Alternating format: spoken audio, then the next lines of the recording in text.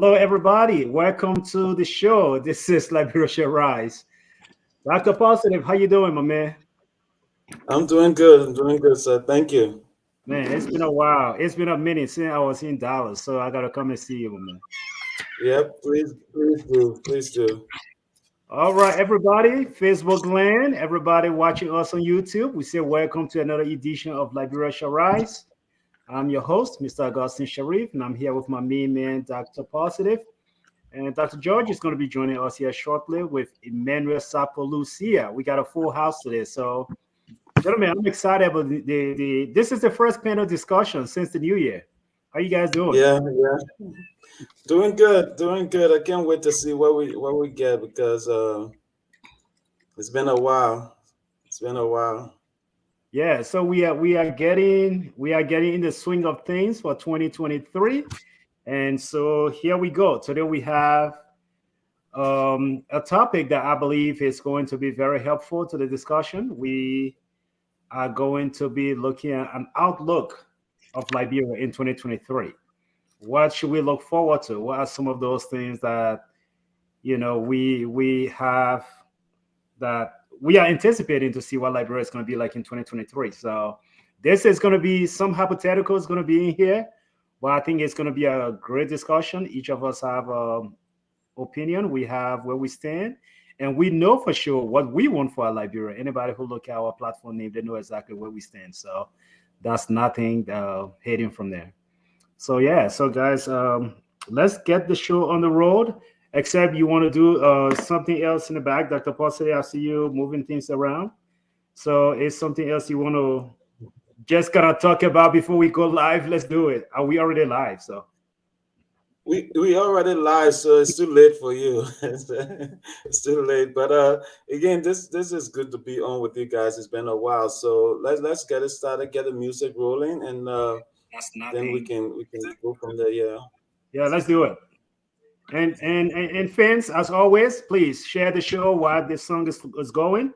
Share the show to your platforms and come back, join the discussion. Give us a call, give us your opinion on what you think the outlook of Liberia is going to be in 2023. So let's do this and let's get this show on the road.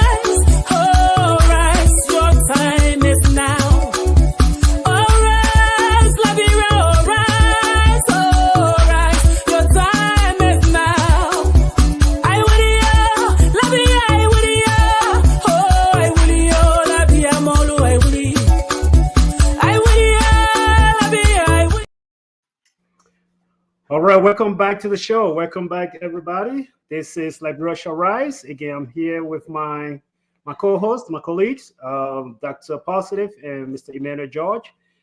Today, we are just giving a broad perspective of Liberia in 2023. We know it promises to be a busy year in Liberia. Like many countries in West Africa, Liberia is going to be one of those busiest places, and we can already begin to feel some of the music playing on the streets of Monrovia. So, so, so, Mr. George, I always like to open the show with Mr. George because I think he has traveled the length and breadth of Liberia. He seems to have more experience than most of us do. Last week, he put me on blast. He said, I'm the only young man who haven't traveled West Africa much. So I'd like to start with you, Dr. George. Let's get this show going on the road. When you think Liberia, when you look at whether it is economy, whether it is security, whatever it comes to in Liberia, what is the major outlook for like in Liberia? I know the past 2 weeks we had several topics we discussed with different outlooks. When you come to Liberia, what are you thinking? Oh, it depends. What is when the economic to the political landscape? 2023 proves to be is going to be a very interesting year for Liberia and Liberians. Uh, it's it's going to be a year of decision making. There are 7 countries in Africa that is going to have elections in 2023, and Liberia happens to be one of those 7 countries. 2 of Liberia's leading neighbors, the economic power of West Africa, Nigeria, election is going to be in February. So the outcome of the February elections in Nigeria we play a role in the outcome of the October elections in Liberia. That's right. And then in June, we're going to have the elections in Sierra Leone. Sierra Leone is our neighbor, so we look forward to a positive elections in Sierra Leone. Depending on the outcome, that will also affect the outcome of the elections in Liberia. So with that in mind, it shows that it's a very interesting year. There are going to be factors, external and internal, that is going to affect Liberia. Um, when it comes to the economic side of things, it looks positive for Liberia. Fitch, World Bank, IMF is all projecting a growth rate of between 3.5 to 4.7. They also are positive that we may get some investors in the mineral industry that may somehow boost the economy of Liberia. So there seems to be some positive looking from the Economic Intelligence Unit of the Economics magazine, from Fitch, from IMF, from World Bank. There may be some positive in Liberia economy in 2023. The question is, will that positive drinkle or come down to to those in the streets? Will there be a positive interest in that? Politically, again, as I said, the big thing is the elections. We have situations in the party, the opposition is not as vibrant as they were during the last senatorial election. We had a united opposition. We currently have a quote unquote weak opposition because of the strongness of the opposition. But also on the other hand, there is also serious in the ruling coalition for democratic change, the CDC. So not the Congress, but a coalition. There is some friction there. We have Prince Johnson, who have left all major political positions within his party and turned over to Jeremiah Coon. It's also at questioning the relationship between the coalition of democratic change and his party, a relationship between the Congress of Democratic Change and his party over the last 5 years, whether that marriage has been positive, whether they have benefited from that marriage. So he's questioning that. You also have the situation in the National Patriotic Party, the NPP, at the convention, where you have two splinter group, and though President Weah tried to bring the groups together for them to have one chairman. For a while now, the NPP had two chairpersons, and the Vice President, uh, uh, the Honorable Joy Howard Taylor, supporting one person, and the party supporting a second person. But she definitely gathered behind the chairperson that is being supported by President Weah at the last NPP convention. But it did not end well. It did not end in a settlement of dispute. In fact, there was more stalemate at the end of the NPP convention. So that's the situation. You have those discourse going on within the opposition camp, and also in the ruling political party camp. I show sometime in September, October, we had a group calling themselves the real Congress of Democratic Change, who were lamenting how they are not benefiting from the leadership of their party, and they could not recognize whether the party was the party that they have supported over the years. So those struggles are on the political side. So I will conclude by saying that 2023 is going to be a very interesting year in Liberia. Very, very interesting. Yeah, thank you so much. I know you put a lot on the table there. So let me come to Dr. Positive for a second. Dr. Positive, the guy who made Liberia his farm in 2022, always in Liberia. So, Dr. Positive, what's your big picture? What are you looking at when it comes to the outlook of Liberia in 2023? Well, for me, I just go simple, like always. When I visited Liberia in 2023, I don't know a lot of big people, so I was hanging with the small people. So I would just like to see the basic thing like rice prices change and improve in Liberia. The common people in economic products yet improve, and that's my hope for Liberia, that we have something good coming in as far as economic growth is concerned. According to the IMF, Liberia, let me see what it said here. The GDP is like where is it? $3.5 billion in gross domestic product. And that's kind of surprising for me, but right, I don't know how that money is being spread or how it's being calculated. So I would like to see that money spread around the country a little more. If it's really something that Liberia is making, I would like to see that money spread around the country.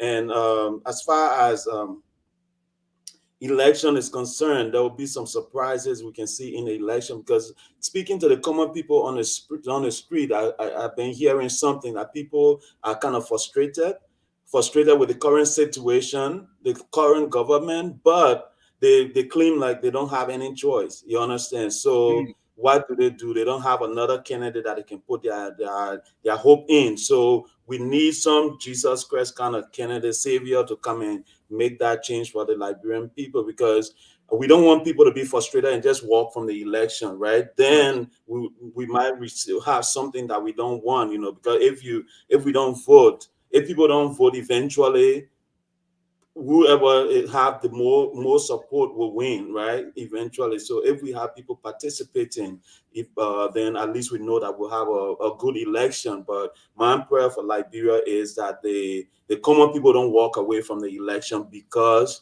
they are frustrated, and so that's why I'm saying there will be some surprises if we don't have a candidate that really lifts the people's spirit to go to the elections.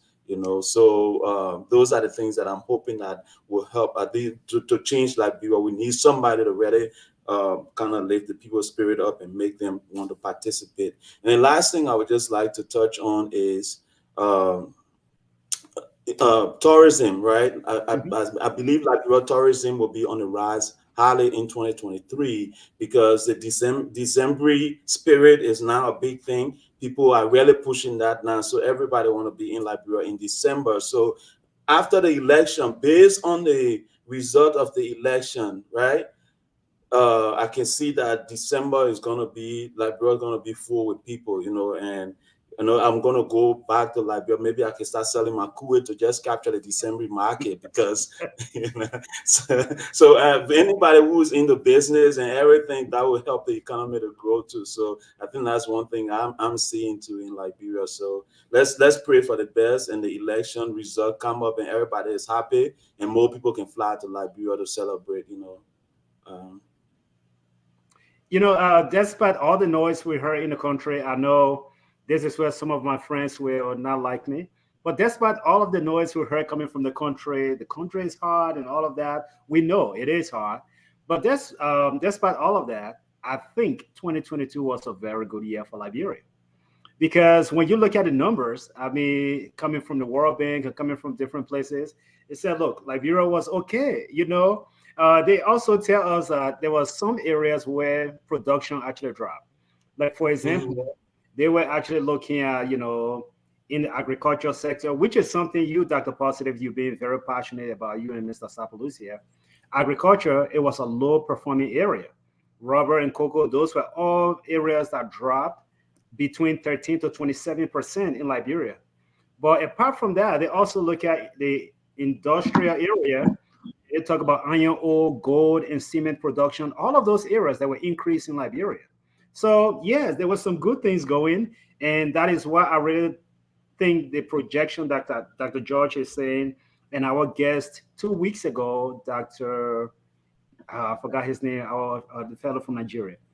But he was here 2 weeks ago. He actually have high hopes that Liberia is one of those countries that is projected to actually gain if we take advantage of our location.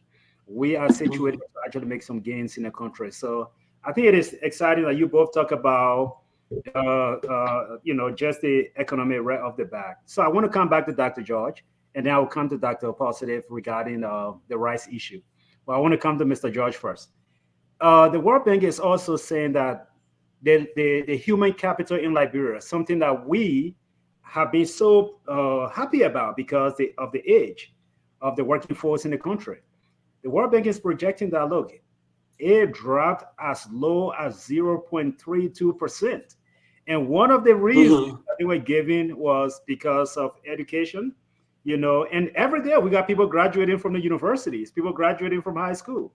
But the World Bank is saying that, look, the human capital index in Liberia dropped in 2022 and between 2020 and 2022. What can we do to change that number, to bring them up? I'm asking the academia among us here. So, yeah, and let me break it down for those who listening out there. When they say human capital, it's like also saying when you think about financial capital, right? It means that when you're talking about your muscles of the amount of money you have that can change things in your life or in the life of other people. So human capital, you are talking about how many Liberians are literate enough. I don't use the word educated because every human being on the face of this earth is educated. But how many Liberians are literate enough that their knowledge could be exported? That knowledge could be used to harness income towards the country. And the honest thing is that there are not many Liberians who can be exported to countries other Liberia and easily survive and easily turn things around. Because one, our level of education, or the University of Liberia, right? It's not among the first 100 universities in Africa. Let me not talk about the word. So there's indexes that you look at when you're running a university or you're running a high school or you're running an academic system. And it is the indexes that people around the world look forward to harnessing capital from those indexes. And if you have your leading university, your number one university in the country, that is not among the first 100 universities on the African continent, that is the problem. There are other that so there is a need for us to really look at what are those indexes. And coming from the academics, I can gladly share with the audience and share with anybody listening that when you go through indexes that make university popular, there are several things, and the University of Liberia showed they know about this. The number one thing on the line is your product, your students, your student population. How many of your students that have graduated from your university are making major impact in? So it takes a big department of alumni that is well funded to first of all look for all those who graduated from the University of Liberia, where they work, what impact they are making in those places they work, and highlighting it both in Liberia on their website, so others can see that students who graduated from University of Liberia over this period of time are making, in academics, normally 5 years or 10 years they look at, at making these impact. The next thing, your curriculum. The curriculum, how often are your students in university, how often they are not in university. When I work in Nigeria, that was a very big thing with Nigerian universities when it comes to that index. How long do you have classes, and how long you are on strike, and how long you are in class. And gradually we see that same thing facing up in the Liberian academic space, where you have all these unstable classroom environment here and there. We have students going on strike, lecturers going on strike. Also affect how people look at your output. And one of the great things, the biggest, I believe, in the analysis, all those are very important, is the professors in the university. How much research are they engaged in? How many books are they selling? And if they are professors, are they teaching from their own books in the University of Liberia? And the books that they are using to impact the student, how new it is. We all make that kind of argument that, oh, this person wrote a book, we're using this one. But in academics, when a book is published, that book is at least 5 years old. So if you're using a book that is 2010 book that you're using, you have to subtract 5 from it, 5 or 10 years from it.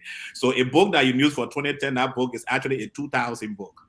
So a book you are using for 2023 to university, you subtract 5, that the impact of the research of that book is a 2018 something. The reason is very simple. You have to go into the field, you have to gather data.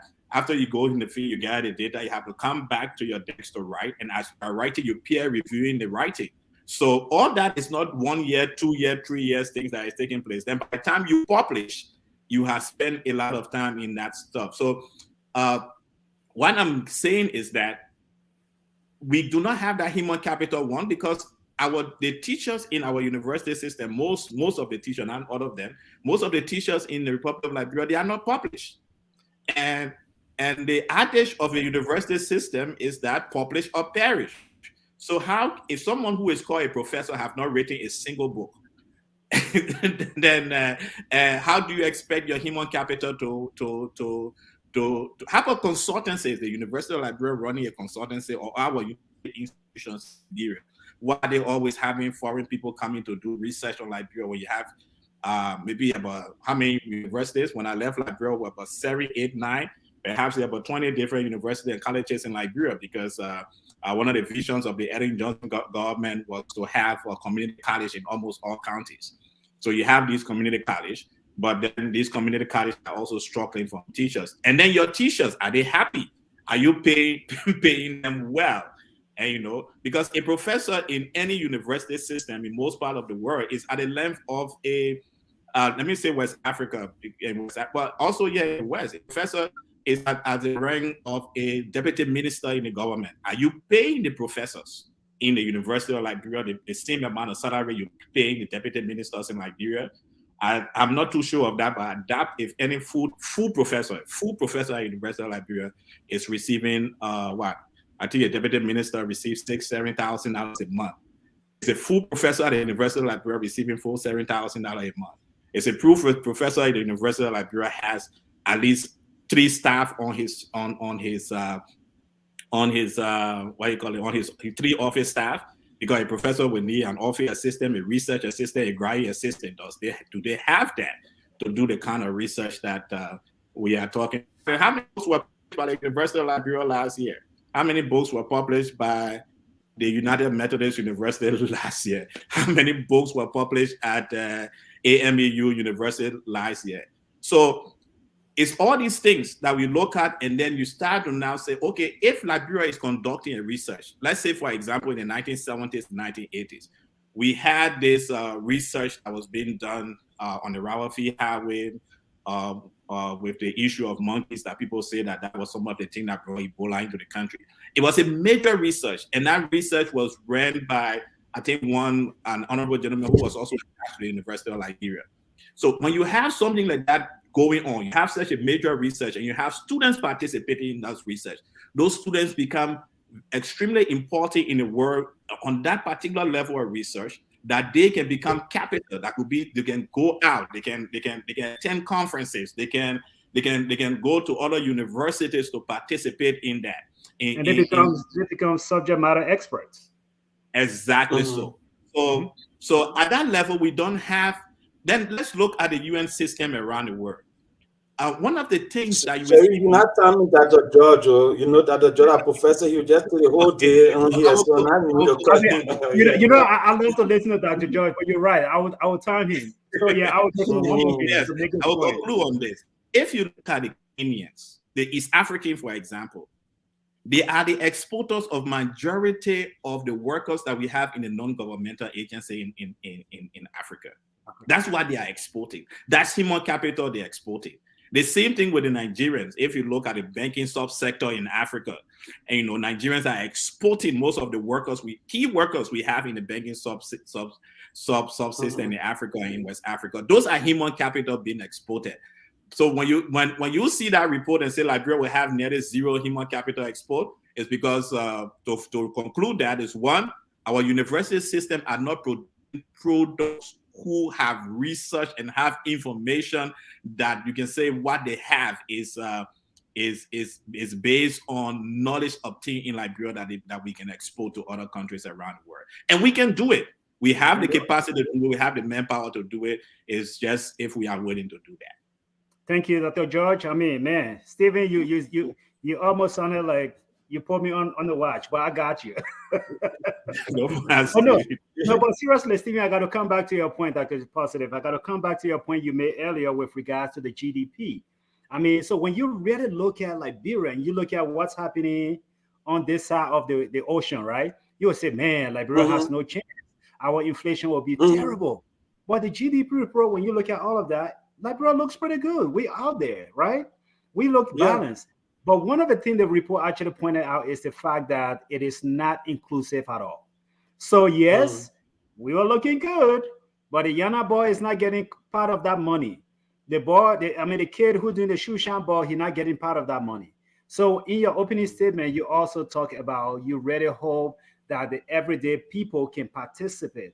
So I want you to expand on that a little bit because it's not just your assumption. The report is actually saying that as well. Yeah, so it says, I think back in a long time ago, I did a show about Liberians being able to afford, I think on the poverty rate, like as far as poverty is concerned, Liberia, when I checked that time, I think Liberia was somewhere in the hundreds, right? Like the poorest country, one of the number 2 or 3 poorest country in the world at that time. And what they said in that report was that Liberians could not afford $1.50. Like Liberians' daily income, living was below $1.50. So I took sardine. I said, let me just say sardine and bread and calculate and see how much it costs for someone to make sardine and bread in Liberia. So I called people around, and people kind of told me, hey, to get bread, it costs this one. So the total was $8.50. Right. So if there's a if there's a report out there that says that Liberians are living below the poverty level is below $1.50, and sardine and bread is $8.50, that means the everyday Liberian, right, cannot buy sardine and bread for their family. So how are they coping? How are they living? How are they surviving? So my question, if I was a Liberian right now, any politician that come in my area, that's the question I will ask them. How are you going to make it possible for me and my family to be able to buy sardine and bread? Right? That's $8.50. How can a Liberian start? Even those working for government, some of them can't even buy that sardine and bread, because when you take their transportation, somebody's making $1.50, $7, $150 a month. That salary doesn't even come on time. The person is borrowing money at the end of the month before they go to work. They borrow money to pay their way to go to work. You understand? Even if you calculate just the transportation, that person's salary is finished by the time they pay their way to work. You understand? So when I say that everyday people are not benefiting from this, in America here, when you are below certain poverty level, the government has subsidies that it gave you. It's not in Liberia, right? So when somebody is poor, they're poor. Right. So some way or the other, this $3 billion that the World Bank is talking about, my question to the World Bank was, How are you calculating this $3 billion? Is it the things that Liberia is selling to the international community that they are deciding on the prices of those goods that when they get out there, they sell at the price they want it, then they come back and get Liberia peanuts? Or is Liberia already making this $3 billion, right? So, for example, our iron ore, when we sell our iron ore, is it money coming back to us in that bulk, or the iron ore company like Stella Meta is making that money, and based on the money that Stella Meta is making, they are including that money into Liberia GDP? You understand? So that's what confused me about that $3 billion, because I don't know if the government of Liberia is making $3 billion and then their budget was, I think, around $600 million. I don't know how that add up, right? Then Because there if will be a that's surplus, right? huh? I said then there will be Yeah, a yeah, surplus. you're operating on a surplus, but I'm still I have to read more to really find out. I think I saw somebody email there, and this person is in Liberia. The Union IMF representative, he's in Liberia. So eventually I might reach out to him and say, hey, how are you guys coming up with these numbers? You understand? Because it's kind of confusing. The number is confusing. It doesn't really add up for me, because I would say if the government is making that much money, I think they should have the leverage to pay teachers. They should have enough to pay teachers, pay government workers, and even do more investment in the community where people can have jobs. Because one of the things that making Liberians to not be able to afford that sardine and bread is the fact that there's no job, right? You talk to young people, they don't have nothing to do at all. They finish high school. Even if they are going to college, they don't have nothing. My son here in America, he's 17 years old. He already left 3 jobs already. He started working, work at 2 different companies. You know, in Liberia, for you to get one company to work for, that can come if you lock it, you know. Yeah, so we the thing is, I hope the economists in the government are sitting down, really looking at these numbers and say, hey, who is calculating this number? And I was trying to find these numbers on a Liberian website, but you can barely find those numbers anywhere on Liberian website. So sadly, the World Bank and all these other data providers are the one that will give us these data. But I would like to know the true story behind the data that the World Bank is reporting. If I would go back to my old data analysis job, because my role was to tell the true story behind the data. So the numbers that the World Bank is posting, I want to know the true story on how Liberia is making that money, if I answer your question. Thank you, Dr. Positive. I'll tell you what, we'll go ahead and take a short break. And when we come back, we'll go into another issue, another discussion point that we are going to have in 2023. We are going to be jumping into the political atmosphere, the election season. We're going to be talking about all of that when we come back. So again, today we are just doing an outlook on Liberia. So to the viewers out there, if you would like to call to be on the show, we want to hear your opinion. What is your big picture outlook of Liberia in 2023? So we'd like to hear your opinion. Join us when we come back, so we can definitely go ahead and just continue the discussion.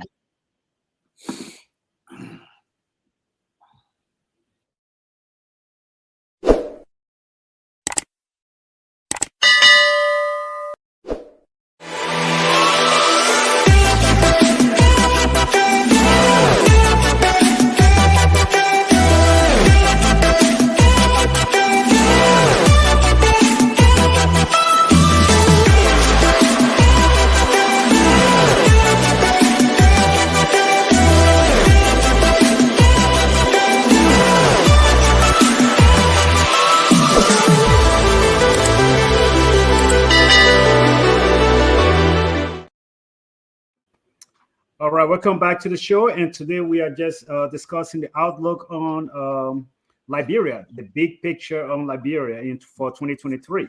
You know, just as we are saying here on the platform, there have been a lot of good things taking place in the country in 2022. And it really does not matter whether you are on the left or right or in the middle. Put politics aside, there were some good things that happened in the country. And I think we should celebrate those things just based on the numbers that we are seeing. And so now we are going to go to what promises to be a very tough election season, right? In Liberia. You know, everything that these gentlemen have been saying, it all comes down to who do you have in the office. Dr. Positive is saying that the everyday people have to be able to afford that daily bread. Well, it also depends who you have representing you, who you have at the top of the helm, right? Dr. George Mm-hmm. would like to see our universe, our human capital develop, and that is true. We want to see that develop. We don't want to always be at the bottom of the list when it comes to human capital. We got the people in the country. I mean, the average age of Liberians, man.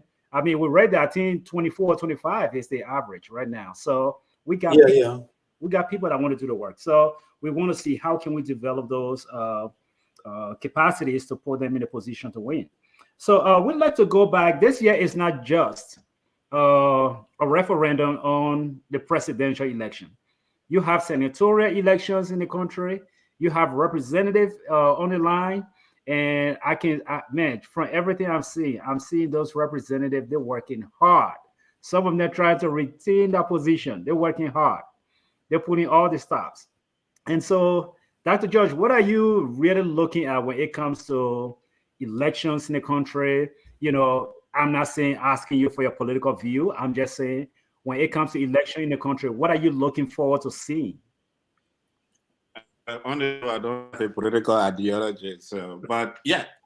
Uh, what are we looking forward to? We're looking forward to the Liberian electorate looking at the current situation and determining who can help them to transform the situation to transform where they are right now. That's all we look at. And again, also come to the level, personally, I believe this thing we call education or literacy. I really don't like to use the word education a lot because I say someone educated or uneducated. As far as I'm concerned, every one of us is educated. But your level of literacy also helps you to determine uh, the pattern of how you want to vote. Because you will take a hard look at your economic situation 10 years ago and your 6 years ago rather, and your economic situation right now. You will look at the direction of the country. You will look at your children. If you are determined, if you have your kids living in Liberia and you are about my age or you are about to leave the scene, you look at 10 years, 20 years from now, will my children be able to find a job that will sustain them to live in this particular nation? So you go out there making decisions based on what your outlook for the future is. And I believe that I strongly believe the Liberian electorate will also be thinking about that as they go to this as we go into this election. But again, as I said at the beginning of the show, there are other factors that are going to have an impact on our elections. And I strongly believe the February elections in Nigeria determine how the outcome of the election is, and the outcome of that election will impact the October elections in Liberia. The June elections in Sierra Leone, depending on the outcome of that election, will also impact the elections in Liberia. We are not an isolated country, and these two countries, one is our very close neighbors, the only English-speaking country that is our neighbor. The rest of our neighbors are Francophone country, and the Atlantic Ocean is not. We don't have human beings living there. So we are in a situation where the only Anglophone country that is our neighbor is going into an election, and is going into a crucial and critical election. And then the economic power of West Africa, Nigeria, is also going into an election, and it's going to impact. In fact, majority of those who runs international organizations in Nigeria are Nigerians, and most of our banks in Liberia, our leading international banks in Liberia, are also headed by people of Nigerian origins. So that's the critical thing we'll be looking at as we walk towards the election. Okay, let me interrupt you for a second. I never do this to my elder, but I'll do it for this second. Let me interrupt you here for a second. Because you're making some strong points, wonderful points. Like, at least based on your own assessment, you are saying that Liberians will begin to think critically while going to the ballot box in 2023. Hopefully. They will be thinking for their kids. They'll be doing this, and I want to hope that is true, because right now, say for example, we just recently hit our debt ceiling in the country where you and myself reside. and there is a struggle in there. People are saying, nope, we're not going to budge, we're not going to go up, we're not going to go down. And some of the reasons the oppositions are actually fighting against that debt ceiling, they are saying our children and great grandchildren, they will be on the hook to pay all of this money, right? So, and because of that, leaders are actually thinking about posterity, they're thinking about future generation. Do you truly believe that Liberians are thinking in that light? I want to agree with Dr. Paucity. The people looking for sardine and bread right now. Do you think they're thinking how Mapu is going to be tomorrow? Well, I don't like to be one of those that want to compare the U.S. political scene. No, we're not comparing. I'm just giving an analogy. The U.S. political scene is showmanship. They are not serious politicians. They are people there just because they want to win something. And at the end of the day, there's nothing that will stop them from voting. They increase in the debt ceiling. So it's just showmanship that they're doing right now. But Liberia is the do or die era now. it's our in the US, Congress can do all they want to do, but there's a system that will keep this country going. In fact, as you see the debt ceiling you talk about, the Department of Treasury have developed a buffer that can help the country sustain itself until June, so that all these politicians can do all the dance they want to do, knowing that when June comes, they're going to lift it up.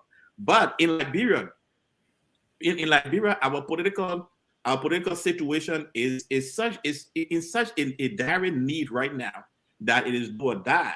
So yes, do people make those decisions? I think someone, Riverside Pro, were asking that question. They have been changing leadership all the time, and what is happening? Look, we are in a democratic nation. There is no single democratic nation on this earth, and you can go into history to read. Changes is not something that takes place overnight. It takes a long time. But when the leaders know that the people will be determined to change them if they don't do the thing, there's going to come a time in the next 10, 15 years when these leaders will definitely start doing the right thing because they know that people will change them. Take for instance, if we go to elections in October and President Weah is changed by the people, that would be a wake-up call to the CDC.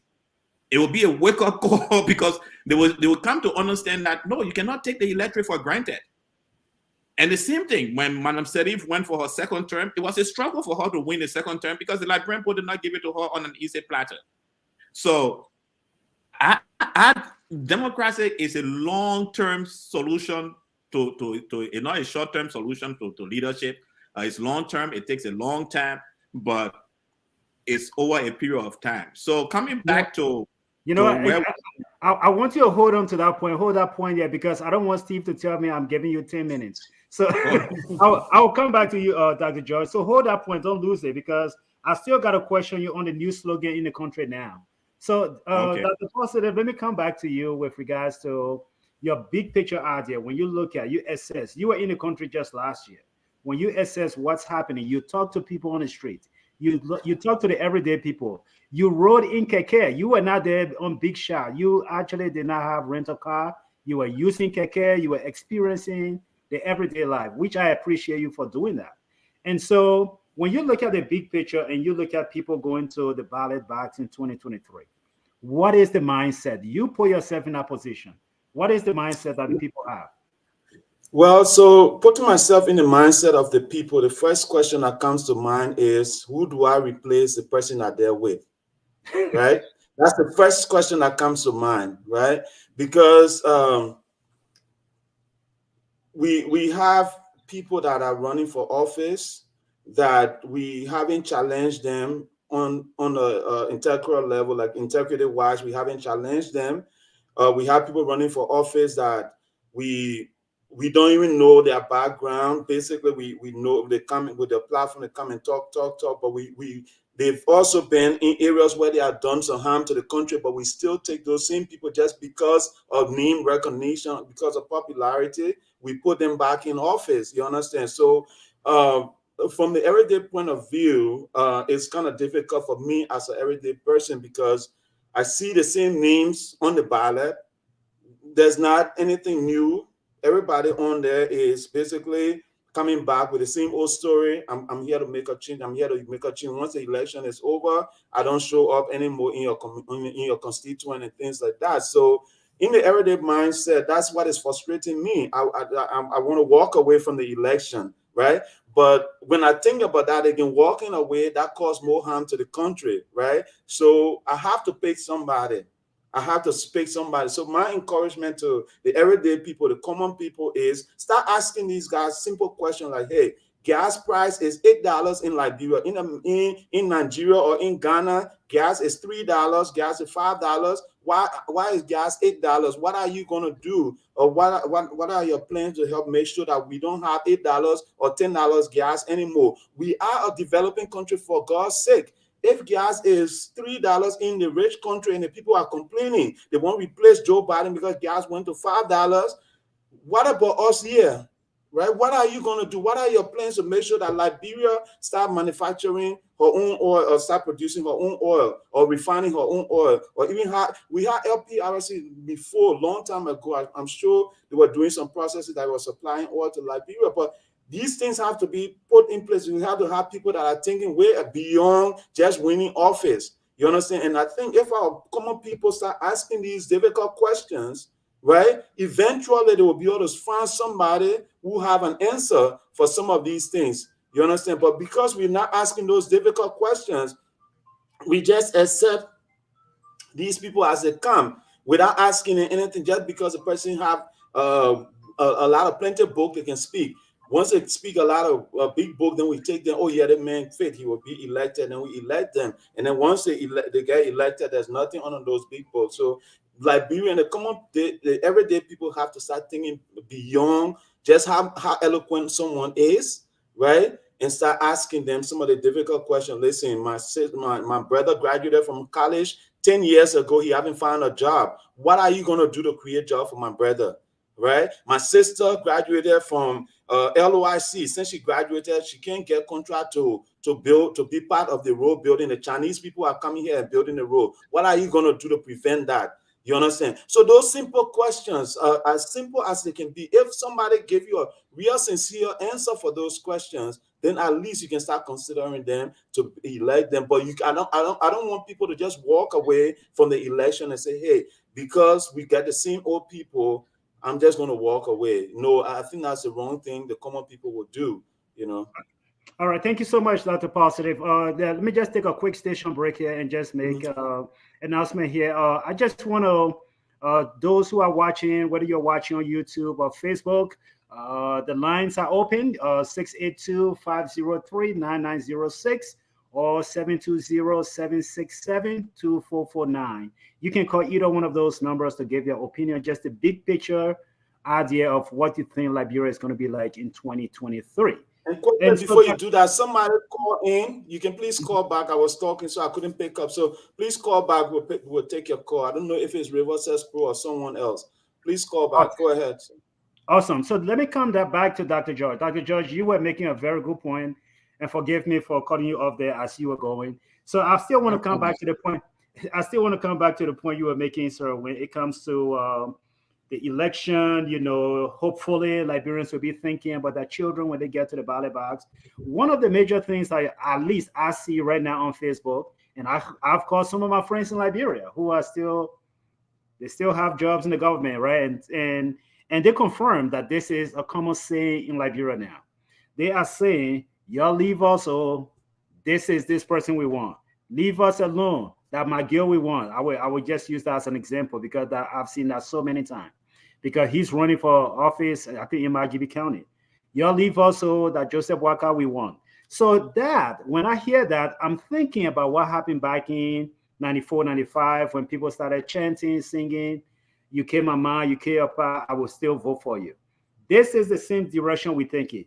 And this is the population that hopefully you are saying that they will be thinking about their children and great-grandchildren when they go to the ballot box. How do you reconcile these two statements with what people are saying and what the reality look like on the ground? Oh, there are two conceptual framework that I look at, not concepts, because they are not framework. Yeah, part of the framework that I look at, right? When it comes to politics and where it is. One is Karl Marx historical materialism, And the second one is Thomas Hobbes' social contract. If we realize that the whole issue of politics is because, as Karl Marx would put it, at a particular time in human existence, the human society felt that, look, we cannot take care of everything. We're going to elect other people who have the minds and the knowledge to take care of things while we go to work, and we support them by paying taxes. Thomas Hobbes also said that when we go to work and support these people by paying taxes, we also enter a contract with them. And the contract is based on a manifesto, on what they write. So someone is running and he says that I'm going to build 10 roads by 2023. That is a contract. If I vote for him, is that I agree that by 2023 he will build 10 roads. Now, if by 2023 he does not build the 10 roads, I say, well, the contract I had with you was building 10 roads. Since you could not do that, I'm going to remove you through my vote and put someone else there with another contract that I'm going to enter with this person.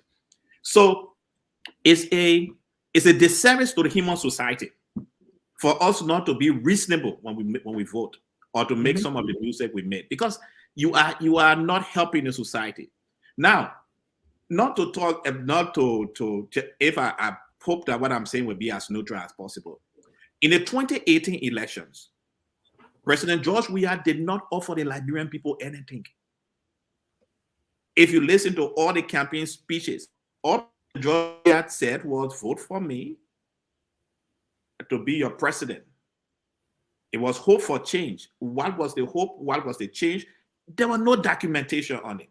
There was not a single debate that he went to say, look, this is what I'm going to do. The first time we have a semblance of what President Weah was offering us was in his inaugural address to the Liberian people. And he told us that we'll no longer be stranger, right, in our economy. That was an offer that was in our inaugural address. So if you really want to look at it, the scorecard of President Weah is to go to the 2019 inauguration program and listen to what he says. And then after that, I think 3 to 6 months after that, we got the very first documentation of what the coalition of democratic change government was going to do, that we call now the pro agenda. It is that agenda now that we have 6 months after the elections. And now we can now see two documentations to make decisions as to who we want to vote for now. We have that inaugural address and we have the pro agenda. Now, if President Weah has lived up, this is how the social contract and this historical materialism says. If the president has lived up to those agendas that he has shared with us, then we can maintain him. We can go ahead and vote and say, this is our president. If not, then we question that and wait for explanation. But voting because you have songs, you have music, and you think you want, elections have consequences. Anybody you elect, there will be consequences to that. Everyone else, whether you're young, you old, you rich, you poor, we have to live by those consequences. And that's why we cannot do disservice to our society by voting without thinking, by voting without questioning our political leader. But I will close on this.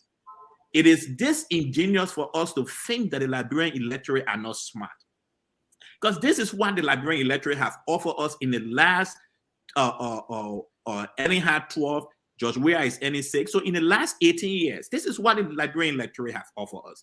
Every 6 years, the Liberian electorate remove at least 70% of the legislature and bring in new 70% to the legislature. That means the electorate are saying that these 70%, you have done nothing for us, we will change you. In the Senate, every 6 years, or 6 years, the Liberian electorate have, every 9 years, rather not 6, every 9 years, the Liberian electorate have removed at least 90% of the senators. 90%, they have changed them. So if you see the electorate making this impact, then it means that we have to start looking for something else to really determine what's happening here.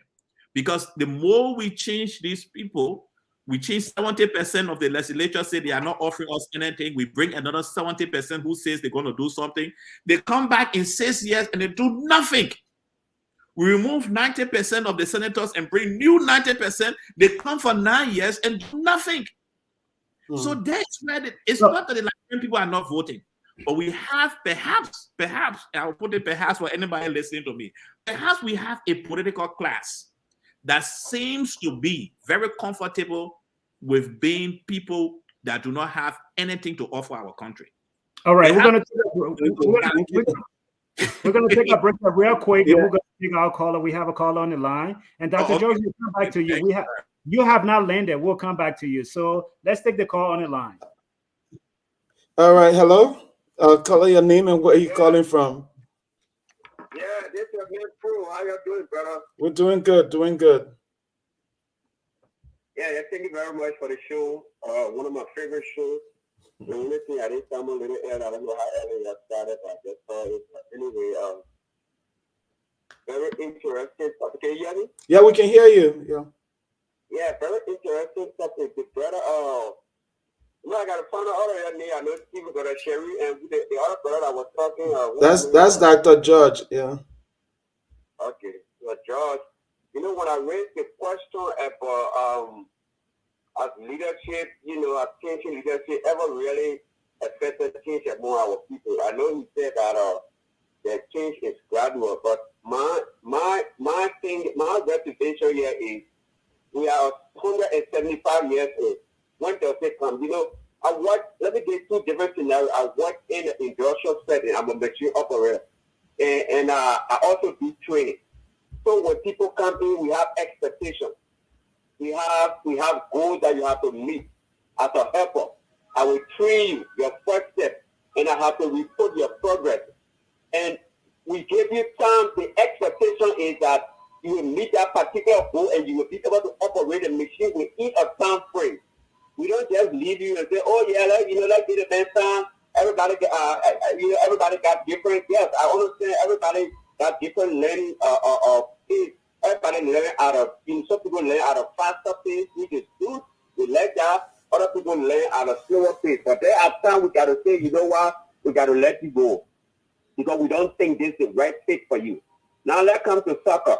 When you look for those who play soccer or any sport, when you hire a player, when you got a player, you buy him for 100 million, you pay into 30 or Manchester. You have expectation that the man will meet. Maybe he come, maybe the first season team will not wear up. He got to know his teammate and things. But there are times that they will consider you a flop.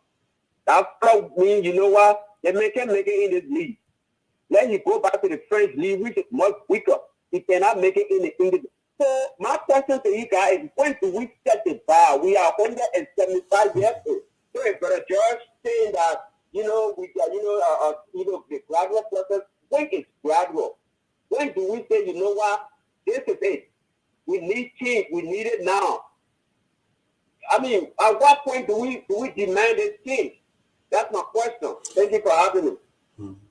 All right, Dr. George, thank you. I mean, Dr. President, thank you. So, Dr. George, I'd like for you heard the question. Yeah, it's a very great question. And the reason why I say it's gradual, let's do the math together, my brother. When we go to the poll, every 6 years or every 9 years, we elect a president, right?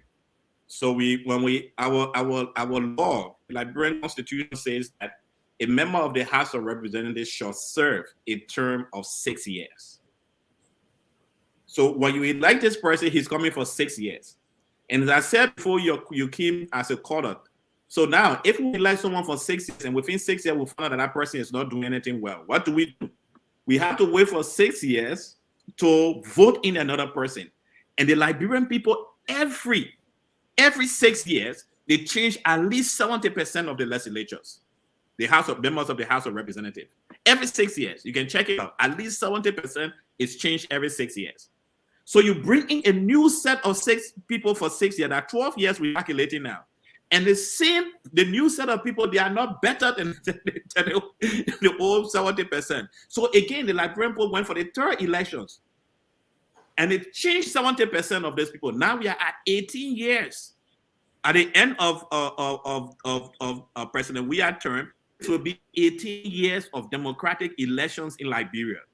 this will be the third time the Liberian people have changed 70% of their representative.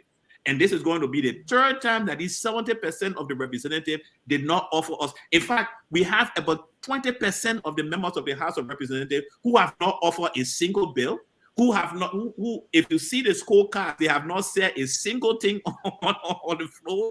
People don't even know which country they coming from. We pay them every year.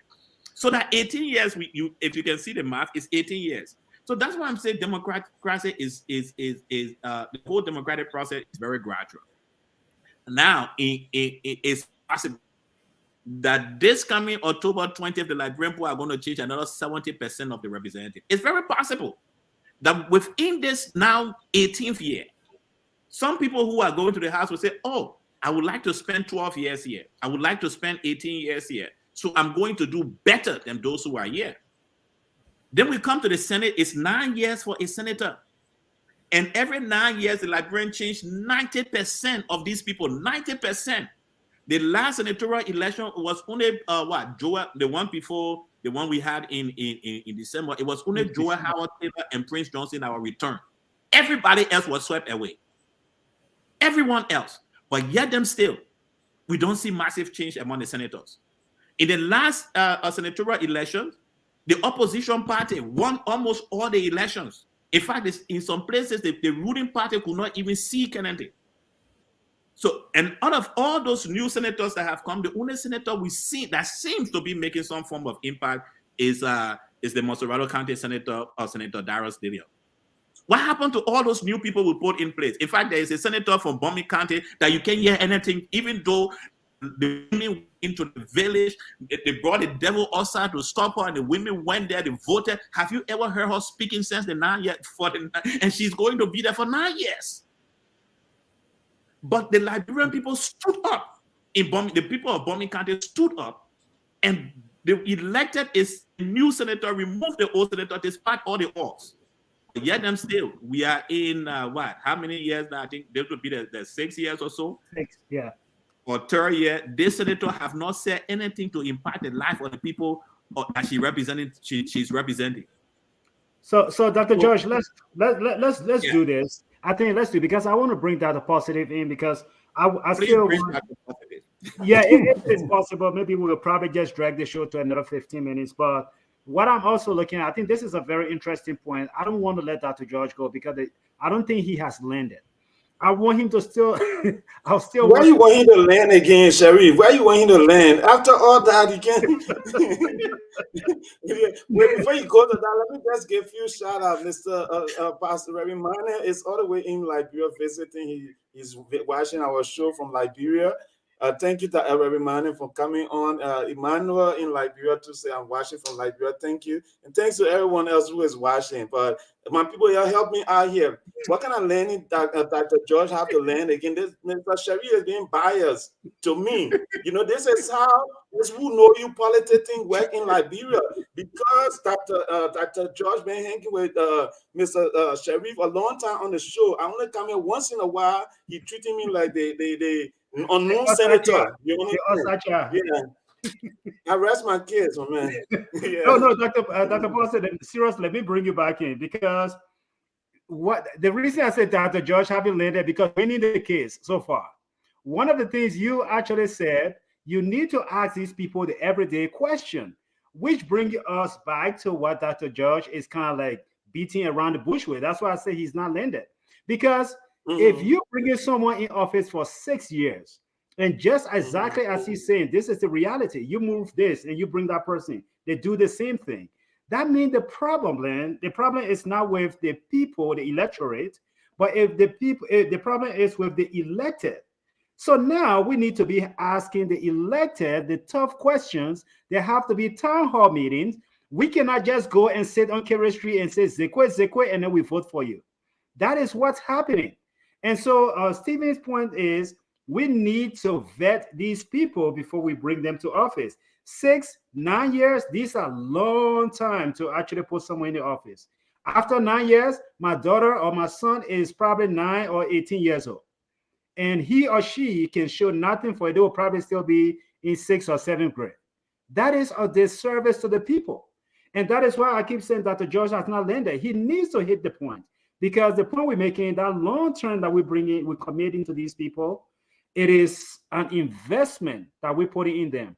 Our human capital is suffering in that 9 years. Our human capital is suffering in that 18 years. Rice is still expensive in that 18 years.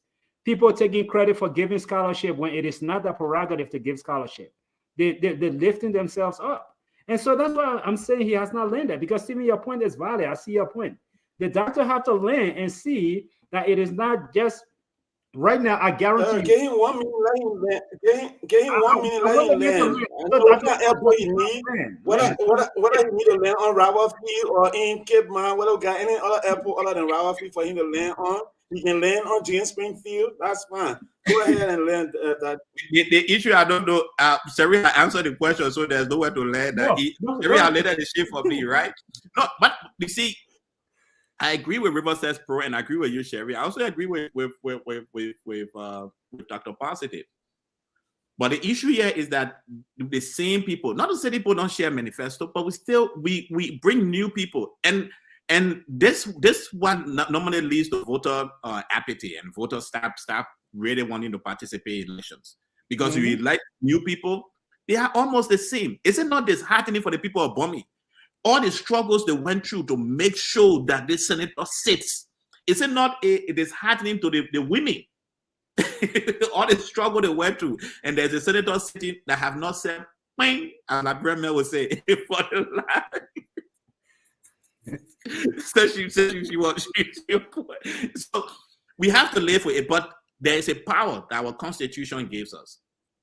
It's a tough power, but there's a power. Our Constitution says that if we are not satisfied with a member of the House of Representatives or a member of the Senate, we can gather signatures to have them recall. Tell me the last time that happened. I think it happened one time in Liberia history. I'm not too sure of that yet. I think one time. I'm not really sure if I'm true. I think it's one time. Perhaps the ruling establishment did not want that person. But we can do that. That's the how we have to let this people for 6 years, for 9 years. If they are not doing anything, we can gather signatures and have them recall. And the new election is supposed to be held by the Election Commission. Yeah, so Dr. Let me bring you in. Let me bring you to the everyday people, because all our everyday people out there, they love you, Dr. Positive. I can see their comments, because you're fighting for them. You're riding in the keke with them. You're sitting on the motorbike with them. They love you, and we see that. So in 2022, we saw again there was that near miss.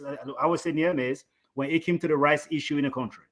And it was all of the speculation that, all the senators or the government officials, they brought the rights in the country, but they keep it in the free port because they want to sell it.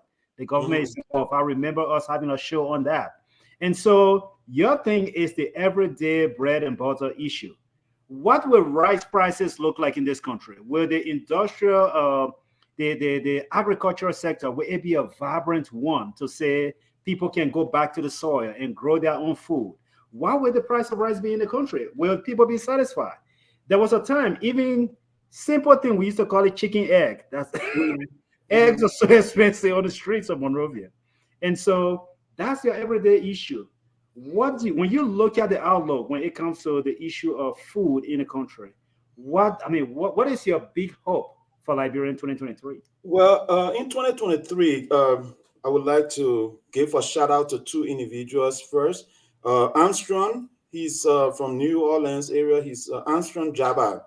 He's into agriculture big time. He's doing a lot of great things in Liberia. I will fight if I had to walk to New Orleans to get him on Liberia rice this year, I would do it, right? And then there's another kid called James Colley Galapa, right? Yeah, he's also into agriculture, young guy, and he's doing it. So my hope for Liberia, as far as agriculture is concerned, that we have a champion, right? Because how people can say, let's bring sexy back. Let's bringing sexy back to a certain job. If somebody like George Weah, right, for example, he's the president, go to, let's say, Nima County, for example, and say, I'm digging the ground. I'm opening ground for us to plant rice in Nima County, right? That simple act could lift the Liberian spirit, right? You remember Doe had a Green Revolution, right? When he was talking about how Liberia could be independent with agriculture in a short period of time before the war came. Doe had a Green Revolution.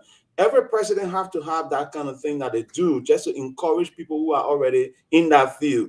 And then another thing that's a business opportunity for Liberians in the diaspora is you can go and start processing rice. When those farmers make their rice, they bring it to the market, you go buy it from them, bring it and process it. And then you can start selling rice to the Liberian people so that when the Chinese rice or the rubber rice come in and we can find the rubber rice anymore, we have our own Liberian made rice. At least you help save a lot of lives. And one thing I just wanted to add, just to wrap up my little short point thing, Dr. George can land again, is maybe Dr. George can help me with this, right? At least from the early time to now, we have a record of all our senators, right? Is there somewhere we can go to see the amount of bills and the amount of things that one senator have done over time? That legacy, the benchmark. What is the benchmark that each person we elect in that government is leaving? For example, let's say you elect Mr. Sherry for Grand Bassa County. By the time Mr. Sherry left office, through his work, through his initiative in the Senate, there are now things that are happening in Grand Bassa County that never happened there over time, right?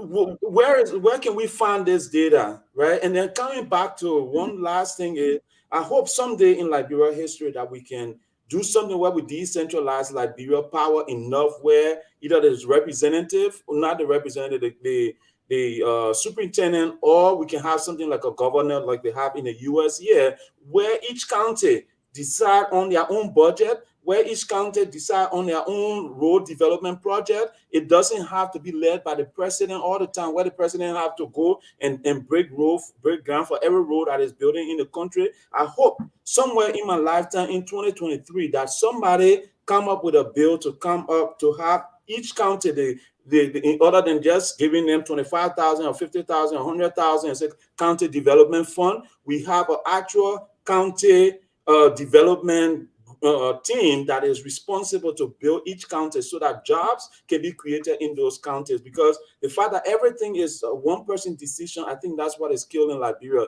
And in this 2023, my dream will be to see one of those senators come up with a bill that says, hey, let's look at how we can decentralize Liberia by putting power in the hands of those in the county. Thank you, sir. Thank you, Dr. Positive. And I'm going to give you guys, Dr. George, I'm going to give Dr. George 2 minutes to land for his closing statement. I will give Stephen 30 seconds. No, I will not do that. No, but seriously, I'll give Dr. George 2 minutes, and I'll give Stephen 2 minutes to give that closing remarks. But I just want to say something. Answer Stephen's question. I just want to clear my chest first. Then you guys can start your 2 minutes to close. In my local state here where I sit today, one of the local representatives in my state is being recalled right now as we speak for one reason and one reason only. She had been lying about where she lived, and I don't know how that happened, where she lived, and she had been representing one district that she is not even a member of that community. So they let the cat out of the bag. Now they're recalling her. And the reason I say that is again, Dr. Josh, I'm not comparing US and Liberia, but accountability matters. You cannot be representing the people and you live in Fiamma and your district is district number 5 or district number 3 or looking, you can't do it. You have to be there with the people to know exactly how the situation in that district is happening. But they are represented in our country. I'm not going to call some of their names. The Liberian people know them. They don't live in that district. So they can care less what's happening in that district. There's no electricity, well, you deal with it. There's no water, you deal with it. There's no school system, you deal with it. So now that I clear my chest, Dr. George, I want to give you your 2 minutes. And then Stephen, after that, you can have your 2 minutes and let's wrap this thing up. Sure. Well, I will answer Stephen's question. If my 2 minutes up, then it's up. One, yes, we do have the National Democratic Institute. And every year, the National Democratic Institute come out with a scorecard of all the senators and all the members of the House of Representatives, how many times they went, they were in session, how many times they were not in session, how long they were sick, which bill they participated in. And I think the NDI was also asking for an electronic voting system, which the National Legislature have not put in place. And I think when Senator Darius Dedon came, he was also asking for that every bill we pass, we want to know who all voted for and who all voted against. We assess that the NDI normally have one of the research staff sitting in the legislature, taking account and taking note. That's how we have this scorecard. And this scorecard was used in the last presidential elections, but people did not care to read and understand the card when it was put forward during the last elections. So it's there. And yeah, I agree with that recall, but again, it's difficult in Liberia. There are a lot of members of House of Representatives, especially those from the Southeast and Northwest, who during the reading season, they don't go home because there's no way to drive back. The roads are bad. We don't have train system up. So they live in Monrovia. Some of them have not even been in the counties for a while, and definitely they will be among the 70% that will not return. I can assure you of that one. The people don't play with that part of it. So it has been a great discussion. We wish we had a lot of time to look at this, but we are, as every human society, we are subject to time. But as I said in the beginning, 2023 is a crucial year for Liberia. There are going to be over 200 international conferences in Liberia in 2023. So the tourism section has this opportunity to win. So if you can go to conference.com, you can see all the conferences that are taking place and the different places it's taking place. If you own a hotel or something, you can try to go to those conferences and see if you can get, because they are all, I'm talking about international conference, not local conferences that will be taking place in Liberia. There's an opportunity for business people that have hotels in Monrovia to get ahead of the bigger hotels that people would normally see on the internet. So thank you so much. We'll be looking at Liberia politically, economic, the tourism sector, and looking at the educational system in Liberia. And hopefully then when we come back in 2024, we have happy times as we have a good projection, but hopefully it helps us. All right. Thank you so much, Dr. George. You're getting some accolades, but I'm not going to let you land on that one. So, Stephen, go ahead and take your 2 minutes. Well, for my 2 minutes, I just want to say thank you to our audience, first of all. And then I'll just like to say I wish to see a Liberia that is vibrant. I wish to see a Liberia that is growing. So I would like to see in 2023, as the election approaches, at least the last minute thing that these guys can do to make some life-changing decisions in Liberia to help the Liberian people, the common people, right? Help to make something new happen. Pass those concession agreements that will benefit our people. You know, do it for the future of Liberia. Don't just sign those documents because somebody is giving you $1,000 extra. Sign those concession documents to make sure that they benefit your people, so that we can see a Liberia that when you leave office, some of the things you can brag of is, this is something that I did, and because of what I participated in today, we have this thing benefiting Liberia today. So this is what I would like to see. And I would like to see somewhere in Liberia, as tourism improve, that people, the common people, start looking at tourism as a business opportunity and start preparing themselves, making sure that their food is prepared well, their place is clean, and so that when people come in, when they eat your food, they can enjoy it and want to come back to Liberia. Because you on the street, you might consider yourself invaluable, but when you go to Thailand, you go to all these other places, the food on the street is where most tourists enjoy. So make sure you prepare your food such that not only that it's sweet, but it's clean and healthy for our visitors, so that when people eat Liberian food, they want to return to come and get more of our food in the future. So that's my hope for Liberia. All right. On this note, to our viewers, we say thank you for joining us today on Liberia Shall Rise. And just like our name said, you know, the name of the show, Liberia Shall Rise, we truly believe in the high potential of Liberia. We believe that each and every one of us, when we do our part, Liberia indeed will rise. And we have nothing but high hopes for our country. And no one is here disparaging or doing any kind of bashing of leadership in the country. We need to hold our leaders accountable. I do that here in my little place where I am, and I'm sure people in Liberia are doing the same, just like based on the statistics Dr. George shared. Liberians are doing their part, and we are saying, do not vote your belly. Vote for your children. Vote for your grandchildren, your great grandchildren, because if you do so, even if you don't live to see that promised land, your children and grandchildren will get there and they will be happy. So next week we'll be back here and on this platform, since it is a community service that we do here. We will also be talking about mental health issue next week. It is a new year. All the stresses that we went through in December, all the holidays have come and gone. So we are going to be talking about mental health issue next week. So join us at 4 p.m. Central Time next week as we will have another edition of Liberia Shall Rise. Thank you so much for joining us. Continue to share the show, invite others. If you have not already subscribed to this platform, I am begging you, please subscribe. Hit that subscription button and just get notification every time we go live. We love you. Take it easy, and God bless you all. Take care.